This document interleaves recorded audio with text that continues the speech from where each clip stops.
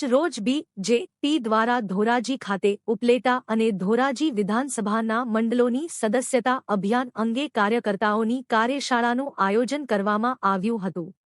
ભારતના વડાપ્રધાન નરેન્દ્ર મોદી દ્વારા સમગ્ર ભારતમાં સદસ્યતા અભિયાન શરૂ કરવામાં આવ્યું છે, જેના ભાગરૂપે આજ રોજ ધોરાજી અને ઉપલેટા વિધાનસભાના 5 મંડળોની કાર્યશાળા ધોરાજી ખાતે યોજાઈ હતી, જેમાં ભાજપના કાર્યકર્તાઓને ડિજિટલ માધ્યમથી કઈ રીતે સદસ્યતા અભિયાનમાં લોકોને જોડી શકાય તે અંગે અખિલ ભારતીય જનતા પાર્ટી દ્વારા સદસ્યતા અભિયાનની શરૂઆત આગામી 2 તારીખે સોમવારે આપણા યશસ્વી વડાપ્રધાન આદરણીય નરેન્દ્રભાઈ મોદી સાહેબ દ્વારા લોન્ચ થવાનું છે।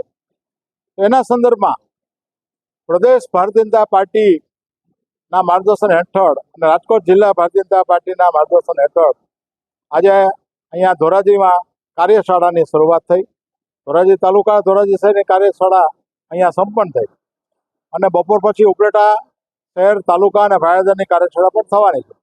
આ સદસ્યતા અભિયાન અગાઉ જે 10 કરોડનો લક્ષ્યાંક હતો દેશનો, એ લક્ષ્યાંક પ્રમાણે ગુજરાતના અને રાજકોટ જિલ્લાના ફાળે અને ધોરાજી ઉપલેટાના ફાળે જેટલી લક્ષ્યાંક છે એ લક્ષ્યાંક કરતાં પણ વધુ સંખ્યામાં નવા કાર્યકર્તા નોંધવાનો એક અલગ પ્રકારનો ઉત્સાહ કાર્યકર્તામાં જોવા મળે છે।